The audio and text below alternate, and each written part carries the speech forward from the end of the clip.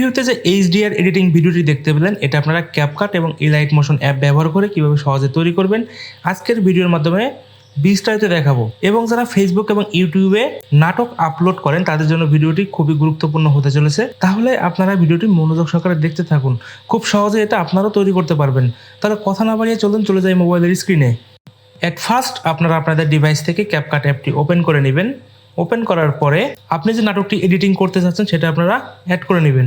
তো অ্যাড হয়ে গেলে সর্বপ্রথম যে কাজটি থাকবে সেটা হচ্ছে আপনার ভিডিও রেটিওটা সিলেক্ট করে নেওয়া। তাহলে ফাঁকা জায়গায় একটা টাচ করে নিচের টুলস থেকে বাম দিক থেকে একটু ডান দিকে যাবেন, তাহলে সেখানে রেটিও লেখা দেখতে পাবেন, এসপেক্ট রেটিও, এখানে একটা ক্লিক করবেন। তো এখান থেকে ক্লিক করার পরে 4.3 বা 3.4 আপনার যেটা প্রয়োজন আপনারা সেটা সিলেক্ট করে নেবেন। আমি 4.3 সিলেক্ট করে নিয়েছি।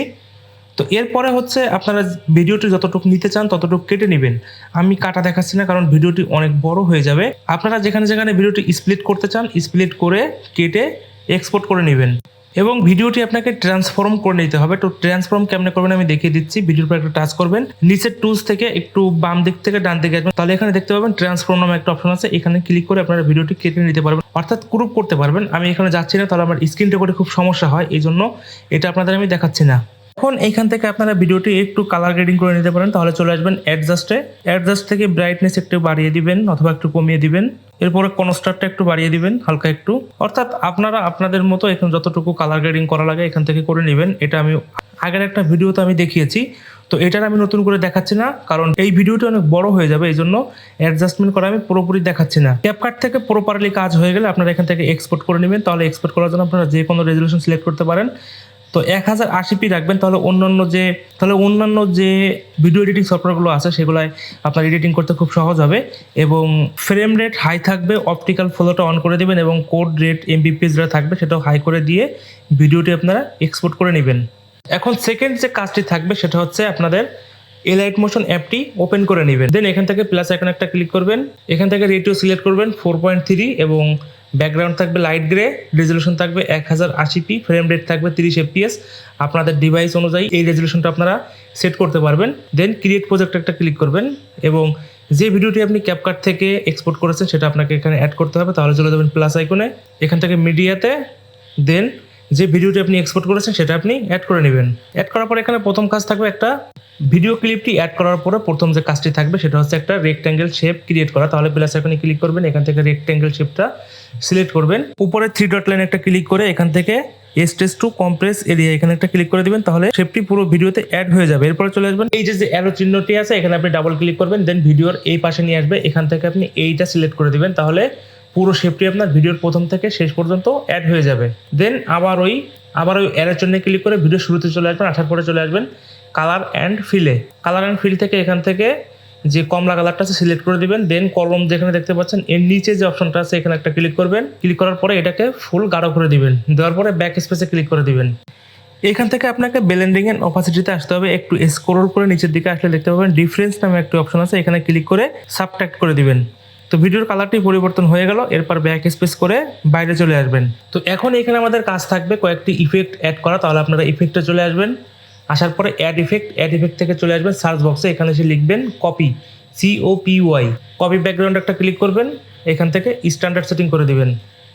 ওকে, আবার ব্যাক স্পেস ক্লিক করবেন, ক্লিক করার পরে আরও একটি শেপ অ্যাড করতে হবে। তাহলে ইফেক্টে আসবেন, ইফেক্ট থেকে অ্যাড ইফেক্ট, এখান থেকে আবার সার্চ বক্সে আসবেন, আসার পরে লিখবেন GA।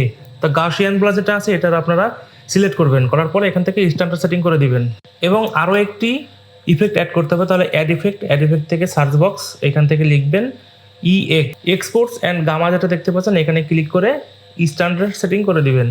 তো এই যে মাঝখানে যে গসিয়ান ব্লোটা দেখতে পাচ্ছেন এটা একটা ক্লিক করবেন, ক্লিক করার পরে এখানে আপনি বাড়িয়ে 350 থেকে 400 এর ভিতরে রাখবেন। এর বেশি দিলে কিন্তু ভিডিওর কালারটি খারাপ হয়ে যাবে। তাহলে দেখেন আমি 380-তে রেখেছি, আপনারা 350, 60, 70 এরকম রাখতে পারেন, কোনো সমস্যা নেই।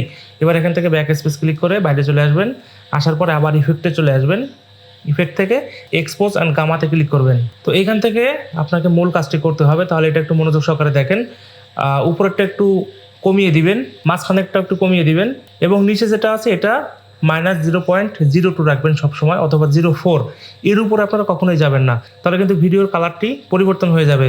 তো নিচে যেটা আছে এটা -0.04 এবং মাঝখানে যেটা আছে 0.895 এটা রেখে দিবেন। রেখে দেওয়ার পরে এখান থেকে আমাদের ভিডিওর ব্রাইটনেসটা একটু বাড়াতে হবে, তাহলে ফাঁকা জায়গায় একটা ক্লিক করবেন, ক্লিক করার পরে প্লাস আইকনে একটা ক্লিক করে দিবেন। দেন এখান থেকে রেক্ট্যাঙ্গেল শেপটা সিলেক্ট করবেন, করার পরে শেপটার যে কোনো এক কর্নারে ধরে বড় করে দিবেন, অথবা থ্রি ডট লাইনে ক্লিক করে এক্সট্রেস টু কম্প্রেস এরিয়া করে দিবেন। শেপটার যে কোনো এক কর্নারে ধরে পুরো ভিডিওতে অ্যাড করে দিবেন। এটা আপনার উপর থেকেও করতে পারেন, কোনো সমস্যা নেই। এরপর চলে আসবেন কালার অ্যান্ড ফিলে, কালার অ্যান্ড ফিল থেকে সাদা কালারটা সিলেক্ট করে দিবেন। এরপর ব্যাক স্পেসে ক্লিক করে বাইরে চলে আসবেন। আসার পর উপরে যে অ্যারো চিহ্ন দেখতে পাচ্ছেন ডাবল ক্লিক করবেন এবং এখানে এটা সিলেক্ট করে দিবেন। তাহলে ভিডিওর এ পাশ থেকে ও পাশে শেপটি অ্যাড হয়ে গেল। দেন আবার আপনারা চলে আসবেন ভিডিও শুরুতে। আসার পরে ব্লেন্ডিং অ্যান্ড অপাসিটিতে একটা ক্লিক করবেন। এখান থেকে একটু নিচে এসে দেখবেন কনস্ট্রাক্ট থেকে ওভারলে করে দিবেন। তাহলে দেখেন ভিডিওর ব্রাইটনেসটা বেড়ে গেল। ঠিক আছে, তো এখান থেকে আপনারা ভিডিওটি পুরোপুরি দেখে নেবেন। যদি সব কাজ ঠিক হয়ে থাকে বা সব কাজ প্রপারলি হয়ে যায়, তাহলে ভিডিওটি আপনারা এক্সপোর্ট করে নেবেন। এবং এখানে যে XML ফাইলটা আছে এটা আমি দিয়ে রাখবো ডেসক্রিপশন বক্সে, আপনারা সেখান থেকেও সহজে কাজ করতে পারবেন।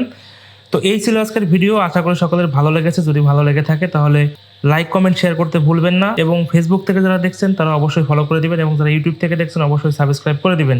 দেখা হবে আগামী কোনো ভিডিওতে অন্য কোনো ভিডিও এডিটিং বিষয় নিয়ে। আশা করি ভালো থাকবেন, সুস্থ থাকবেন। আজকের মতো বিদায় নিচ্ছি এখানেই।